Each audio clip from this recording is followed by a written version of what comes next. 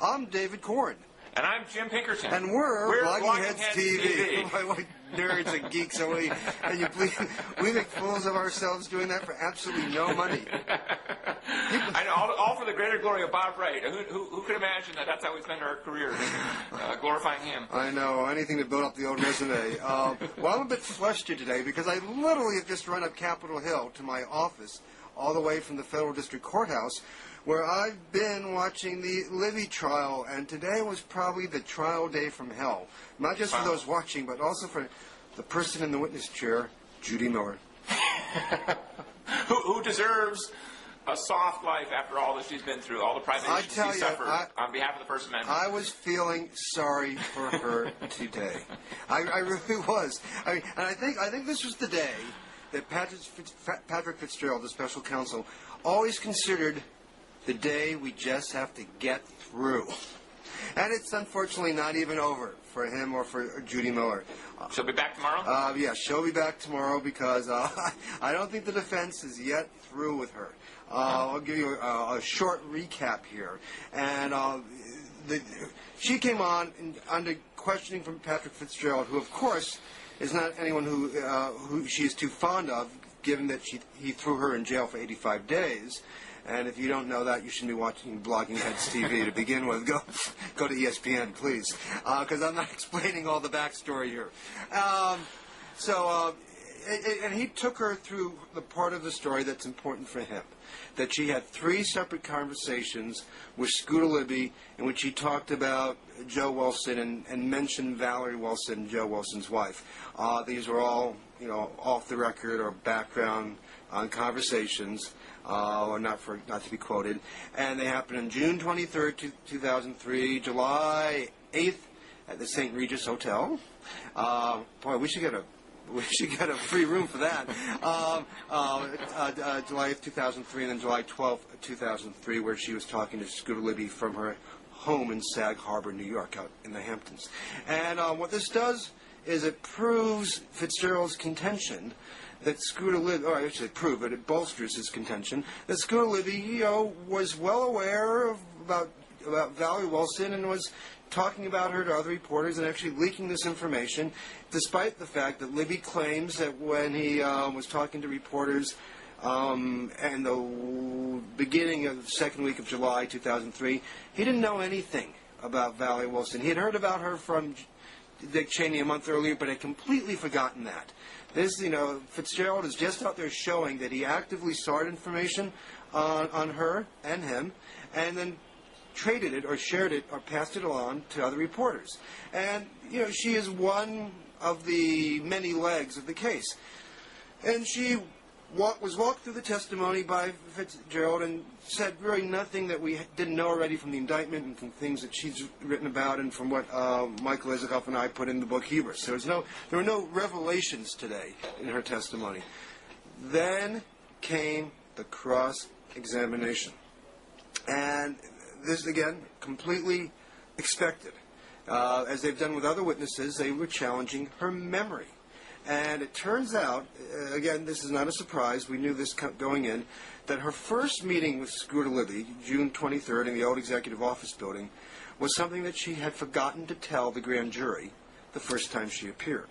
She remembered 2 conversations in July, and she was asked to go back, look at your notes, and see if you can find anything else out about those conversations. In doing that, she came upon a notebook showing that she had met him, talked to him on June 23rd, and she immediately called her lawyer, immediately called Fitzgerald, and they called her back to a second grand jury appearance, which she testified what happened there. And this one is probably the most significant meeting because it's the first one. So what did the cross-examination, what did the defense attorneys do during cross? They said, wow, isn't this interesting? You didn't remember that at the grand jury. You didn't remember that for all those 2 years that you were fighting to stay out of jail. You didn't remember this conversation when you were in jail protecting Scooter Libby. And now, all of a sudden, you remember this conversation, not just what's in your notes, which may have refreshed your recollection. You remember what Scooter Libby said to you, what his demeanor was, what his attitude was. You didn't remember this for like a whole 2-year period. Now, how could you remember that so clearly now? And I'm being a little gentle here in describing this, but they went on and on and on about that and about her memory, and they pulled quotes, somewhat selectively, sometimes not so, from her grand jury appearance, in which she talked about how she had sometimes had problems with her memory, but often that was in response to a specific item. Here they're making her sound about as daft as one can be, as if she's just a step away from the home for people with Alzheimer's. And I got to tell you, I mean, it was somewhat hard to watch, and I felt sympathetic for her because I think it's almost something that you could do with anybody testifying about something a few years later. But here was the odd event in which she had forgotten one of her 3 conversations with Scooter Libby, and the fact that she had forgotten that had given bloggers, particularly liberal bloggers, a lot of cause and a lot of reason to attack her, trying to protect Scooter and, not remember the most important conversation and what's really up with her memory. This is all too convenient. I tell you, she looked pretty believable on the stand today when she was being sliced and diced by the Libby lawyers. Well, I mean, that's interesting, and you've been doing a terrific job of following this case at davidcorn.com. .com, I guess it is. I mean, it's funny how the conventional wisdom on this case has changed. A month ago, all the spin coming out of Washington, at least, was, this is a political prosecution. Fitzgerald is just prosecutors going after poor Libby, and any number of prominent big shots, including some who are not seen as neocons, were parading around saying, Bush should pardon Libby and get this thing over with, and so on and so on and so on. That was sort of the conventional wisdom, I think, just pretty much up until Fitzgerald's opening statement. Yeah. And again, you've been there, and so, and I haven't. Then I think the new conventional wisdom says, wow, Fitzgerald really did nail Libby on the fairly narrow, but of course nonetheless serious, because it's always serious when you lie to the government under oath, business. It does seem like this parade of witnesses, including Ari Fleischer, and I loved it, David, when you said that he no longer had his escorts of spin and deception with him. Spin and denial, yes, his old friends. Yeah, we all have those friends when we work in the White House. He was, listen, he's used to handling questioning, isn't he? But he was very good on the stand. And this is, I'm not a lawyer, and sometimes I play one on Blogging Hits TV, but this seems to me to be a classic case where the defense team can get up there and impeach the credibility individually of every single witness because no one has the perfect memory. And you can always say, well, you said this at one point and said that at another point. What are we to believe? Can you tell me the color of the tie he wore that day that you met with him? Oh, you can't? Well, then how do you know what he said? Defense attorneys always do this. But in this instance, what Fitzgerald is betting on is that, as you put it, this parade of witnesses will come forward with their memories all pointing in the very same direction. And, maybe one or two might be selectively remembering things inaccurately, but can all of them, can 50,000 Elvis fans be wrong? Can they all be, misremembering, this? I mean, that's kind of, what the defense is going to have to be forced to argue. After a while, you conclude, look, Elvis ate a lot of fattening foods. That's just all there is to it. Yes, and after a while, you conclude. Listen, they all, Libby couldn't have forgotten all of this. These guys can't all be, forgetting, inaccurately when they claim to have told him about Valerie Wilson, and he claims it didn't happen. And so Wells is also trying to do other things other than just the memory defense. He's trying to create competing narratives that don't make sense. He's trying to claim that Scooter Libby was set up by Karl Rove, of all people. I can't even begin to explain this because that takes to the third bit of the new conventional wisdom. Yes, is I think without really arguing against one or two, but the third one that's been piled on is what a snake pit this White House is. Yeah, and it isn't so much snake pit, but you do. There have been some insights into the way the Vice President's office works, and you show that it's been demonstrated, in fact, by stuff submitted by Scooter Libby's side, that Dick Cheney was really quite hands-on. I know that's not a big shock out there, but he was helping Scooter get talking points to Scott McClellan to protect Scooter when the criminal investigation began, because the White House had. It said Karl Rove wasn't involved, but they didn't mention anyone else. They had to come out and say Scooter Libby wasn't involved. Turns out they were lying in both accounts. But nevertheless, Dick Cheney was very actively involved and was gathering information and giving it actually to his underlings. Scooter Libby in this case. So but it's above quite all fascinating. else, just in case any Blogging Heads viewers haven't been paying attention, and that is the basic idea that the White House and the Vice President's office would see it differently, that the White House would see it as their mission to exculpate Karl Rove, and the OVP, the Office of the Vice President, would see it as their mission to exculpate Scooter Libby, or conversely take Rove down with them, whichever way it went. Right. That's not the image that I think even pretty hardcore observers at this White House had 2 weeks ago. No, I mean, it does seem there are a lot of differences there, and there have been episodes that have been talked about that demonstrate that. But I still have to figure out how to make sense out of the Miller mess today when we finish here, and I'll be posting something of that. But there's a lot of other news out there. But before we turn to that, we left last Blogging Heads, which was we were talking about the State of the Union to come, with a cliffhanger. It was Jim Pinkerton predicting that there'd be a tax increase coming out of the, read his lips, Bush administration. George W., not George Bush, Daddy Bush.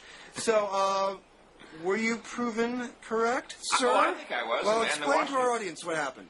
Well, I've been thinking for a long time that the pressure on this President Bush to raise taxes, to be part of some deal on entitlement spending, it's just going to be overwhelming. And I think that the refusal to take absolute Sherman-esque pledges on no tax increase, no negotiations, no nothing, that have been so visible in the White House in the last few months, including Karl Rove to me personally, has convinced me that something is afoot, that Treasury Secretary Paulson has some grand bargain in mind, not unlike perhaps what Dick Darman was doing in 1990 in the Bush 41 administration, which I was a first-hand witness to. So I've always suspected something that was happening. And then, of course, in the State of the Union itself, the President proposed his health care plan, which is probably DOA on Capitol Hill, but nonetheless, as the Washington Post said on the next day, and I'm sure we'll provide the link to Blogging Heads viewers, this is a tax increase on 30 million Americans, on those Americans who spend more than $15,000 a year on their health care plans. Now, that you can argue that's good fiscal policy or bad fiscal policy, or bad health care policy, or whatever you want. But the reality that it is a tax increase on a pretty big swath of upper middle class and highly paid, as in union jobs, America, is undeniable. So I feel vindicated in my prediction, if nothing else. Well, 5 words you just mentioned intrigued me. Karl Rove to me personally. So Karl Rove looked you in the eye and said, no new taxes? He looked me in the eye and Where said... was this? I'm sorry? Where was this? This was here in Washington. Okay. He said... in his office? At a outside, sauna? Where on the sidewalk? Did you accost him on the street? Someone set it up for us. It was an undisclosed location. Okay. But he said, listen, I understand what happened in 1990, and I have to tell you, this is a different White House and a different budget director and a different president. And although we're going to talk to the Democrats, we're going to negotiate with them, we're not going to agree to any tax increase. And I said, okay, we'll just wait and see, won't we? And I'll tell you right now, I think that Karl Rove fully understands that a tax increase, that actually goes through and gets enacted, would be a major blow to what remains of the Bush political coalition, with the Grover Norquists of the world being so resolute on the no new taxes, we might keep the pledge issue. And Bush did, in fact, sign the Grover Norquist pledge on June 8th, 1999. I just happen to know that. You walk around with it in your pocket, right? Laminated, I bet. Well, exactly. And so, Grover certainly remembers. Anyway, so if Bush does it, it will happen, but it will happen at a pay grade, if you will, even higher than Karl Rove. I think Karl Rove will be against it, but Secretary Paulson and the Democrats on Capitol Hill will say, listen, if you want to fund the Iraq War in fiscal year 2009, you have to, come forward on this. Well, that's a happy thought.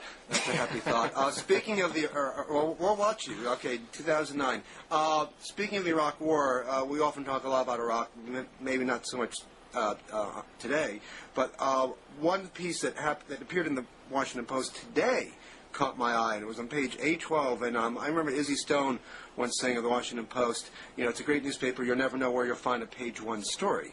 And I thought this was probably a page one story. It was a story saying that there isn't enough equipment for the troops, the 21,500 troops that are part of the surge. And it quoted, by name, some leaders of the military who have testified to Congress about this recently. And, a lot of double talk about, we're going to get up, we're going to catch up to that. But then privately they still express concerns that they won't be able to. And we're talking about trucks, armored Humvees and other things. And it just got me thinking. We are a superpower, at least we like to think we are. We're talking about putting in 21,500 troops, which is not a tremendously large number, in the grand scheme of our army. And we can't get these troops into Iraq, where we're already situated, in a couple weeks' time, or a month or so. Even they were talking about months down the line, even within a month or two, with the proper equipment. Now, Bush and others have said repeatedly that the war in Iraq has not stretched our army too thin, and we're still capable of dealing with other contingencies that might arise in other parts of the world. Seems to me that's just a load of crap. That we're sitting on a big truck with flat tires. If you can't get 21,000 forces into an area that you're already operative in with the right number of trucks over a couple months' time, then you're not really being honest when you say we're ready to go anywhere at any time. I agree completely, and whether or not one supports or opposes the Iraq War, and I think, David, you and I, frankly, to our credit, opposed it all along.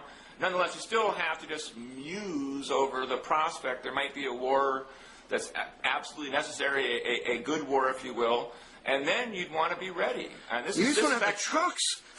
Well, this is right. This is something that's vexed me a great deal. I mean, I live in Northern Virginia. My next-door neighbor is a retired lieutenant colonel in the Army. He had a son in Iraq, he had a daughter-in-law in Iraq. I mean, the list of people who I know, on the floor of my apartment building who are in the military is long, let alone the rest of my zip code, let alone the rest of my state, let alone the rest of my country. And so I've had a great deal of occasion to talk to them about exactly these sorts of issues, about equipment and so on.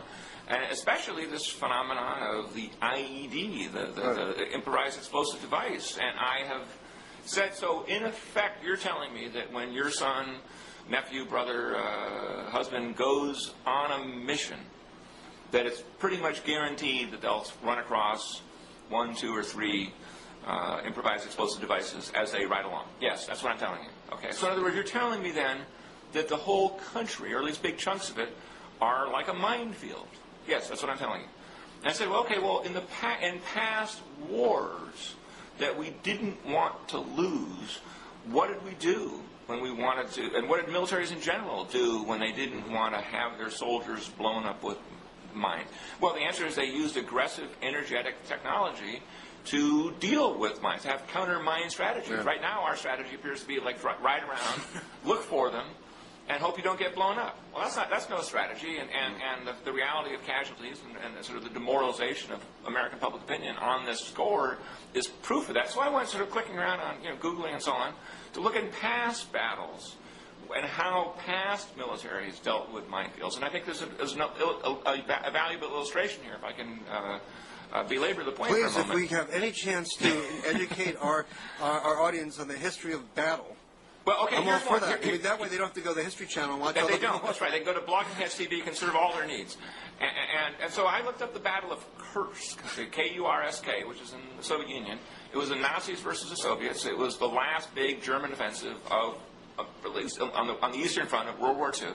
And the Soviets knew the Germans were going to attack there because they cracked the codes. Yeah. And so the Soviets built 15 miles of minefields. Okay, that's what good defensive work. Yes. And the Germans knew this was happening, and so the Germans used it was sort of a radical new technology for 1943, which was they built little robot trucks that would drive out in the middle of the field, explode, and blow up the mines with them. Yeah. Now this is pretty hip technology for 1943. It didn't work. The Germans still lost the battle, but as when it goes elsewhere in World War II, in the Western Front, in the Americans, when we invaded France, and we faced, again, a whole country full of mines, we had this giant, we called it the flail. It was this thing that was like on a tank Yeah. that would flop forward about 30 feet and smash anything underneath it and explode the mine. Now, I submit to you that in the 65 years since robot tank explosions and flails, there hasn't been an equivalent evolution in anti-mine technology. There's been lots of exploration and discovery on cruise missiles and radios and close microelectronics and so on. But the military has just chosen, as they're busy building the F-35 and the latest generation of submarines and supercarriers, to neglect the basic blocking and tackling, if you will, that keeps our men and women alive in a war zone. I find that reprehensible in the extreme, poor use of resources. It gets to the rhetorical point I made when I blogged about this early today while taking a break from the Libby trial, and that is the whole notion of supporting our troops. It's something that we argue about left, right, pro-war, anti-war, over and over again. But if you're not sending the troops into battle with the right trucks and the right equipment and the right armor, well, what does that say about supporting them? And this administration, if you go, you can look at the whole controversy over body armor, and in the course of the last 3-4 years, we've seen again and again assurances that everything's fine, and then congressional testimony or good investigative reporting, a variety of source media outlets saying it's not fine. And this is just sort of the latest chapter in this very depressing tale. Right, and again, even from Bush's point of view, in terms of wanting to prosecute the war for a good long time to come, you would think that he would have sat down with Rumsfeld and the Joint Chiefs and for that matter the Congress and said, listen, we're grossly underinvesting in military technology. Now, do we have to raise taxes to do this? Do we have to run a bigger deficit? Those are things to argue about. But I think what you and I as patriots would both agree on is you can't argue about sending men and women into harm's way without adequate technology. I mean, it's not like they woke up one day and there was a truck shortage. I mean, I assume they have, software that keeps track of the trucks going out and the ones that don't come back. And, if you have to, you put more money in and you try to gin up. But that's what I just find so it's one of the things I find most disgusting about this war. Right or wrong in terms of its intent and purposes and goals and stated aims, the people who've been prosecuting it from the beginning, even in terms of the planning, have just not acted like adults. I agree, and there'll be much analysis of this inside the military as well as everywhere else, and there should be external analysis. We should be studying, just like we studied all the mistakes in past wars.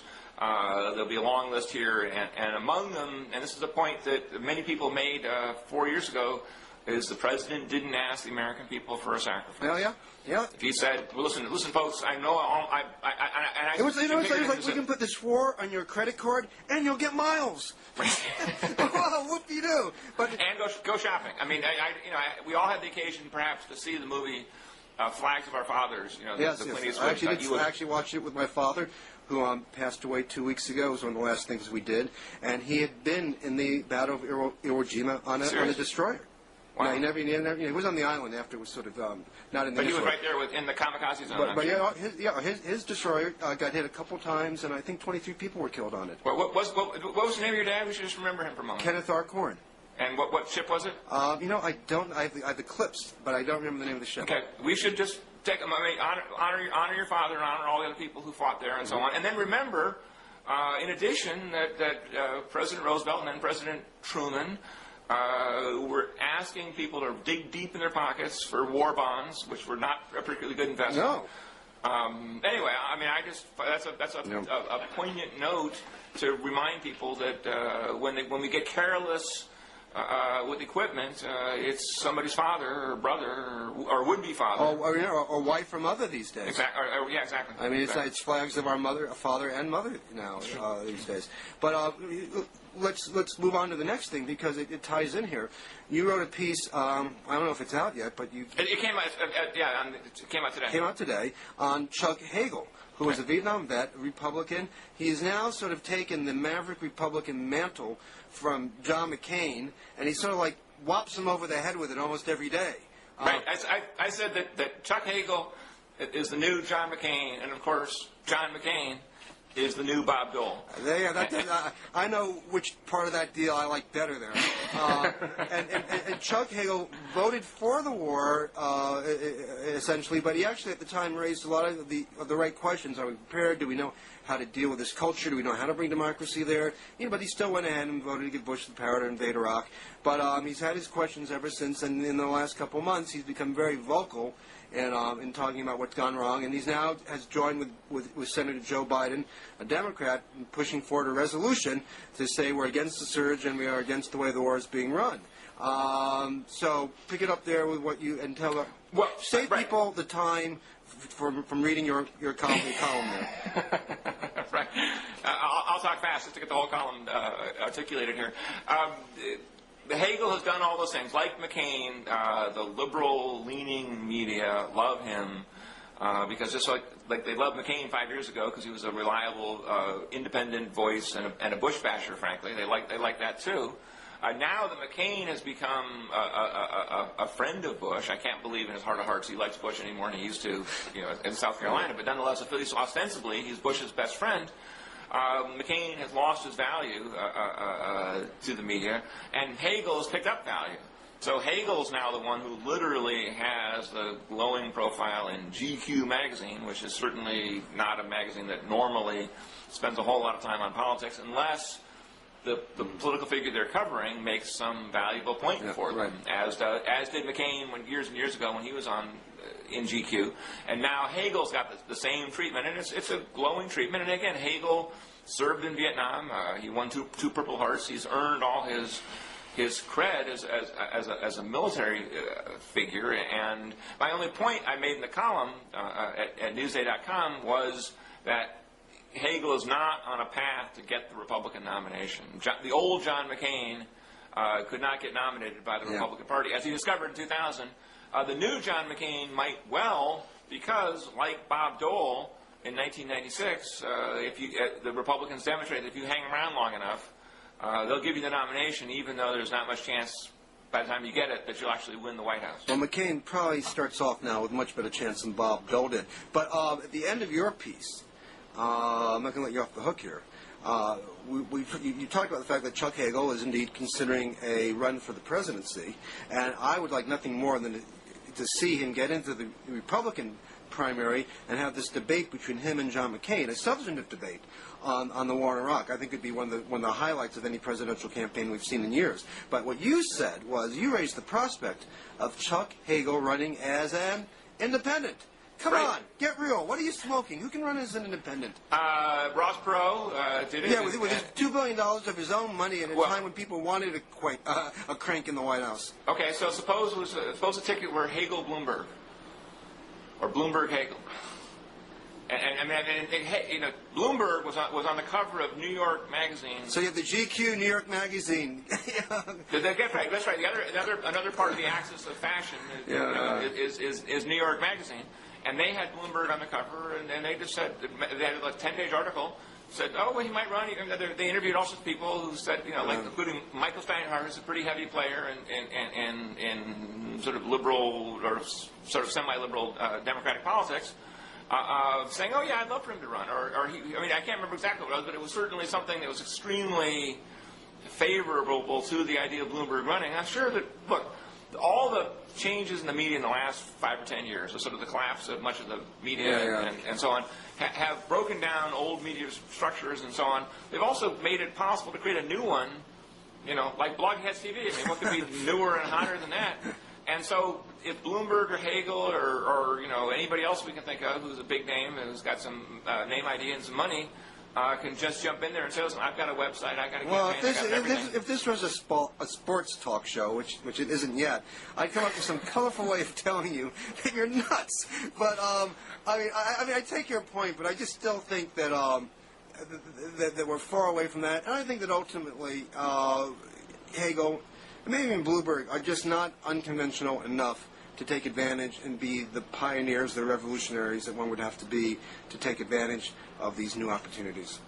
Well, we'll make a small bet on that offline, and then we'll proceed and cluck about this to somebody's benefit 6 months from now? Well, Or a year from now. Okay, we can. And before we go, we can make this a shorter blogging heads than usual because my wife will kill me if I don't get home soon. but conservatives, had a conference and they seem to be bitching and moaning that there's no natural conservative to lead them to victory in the 2008 election. Some don't see McCain. Certainly, it's not Chuck Hagel. Do you see this as becoming a crisis for conservatives, or will this sort of sort itself out in the long run? Yeah, I'm not too worried about the future of conservatism. I think that demographics alone, the kind of arguments that my friend here at the New America Foundation, Phil Longman, has made about who has children, guarantees that the conservative movement is going to do fine, not just in America, but also, frankly, around the world. I think that conservative nationalism is kind of the wave of the future. I think it represents... Well, maybe I should start propagating even more. But one thing before we go, because we should plug our superiors. Mickey Kaus, on Kaus Files, was dumping on Chuck Hagel. I don't know if you saw that. I did see that. I did. The other day, for taking the coward's approach by coming out against the war at this point, thinks the courageous thing now would be to support the war. I've noticed, I don't know if you have, it's sort of vague. I think Mickey, as he gets on in years, is getting even a little bit more conservative on certain matters. But we'll put that link up to the side too, so people can see for themselves. And with that, I can't think of anything Bob Wright's done, but I'm sure he'll probably jump in and assert himself if he has to. Okay. So if there's anything that he's written lately, we'll just throw it in just for the hell of it. Well, then let me say my favorite words of the last couple of days. Court stands in recess.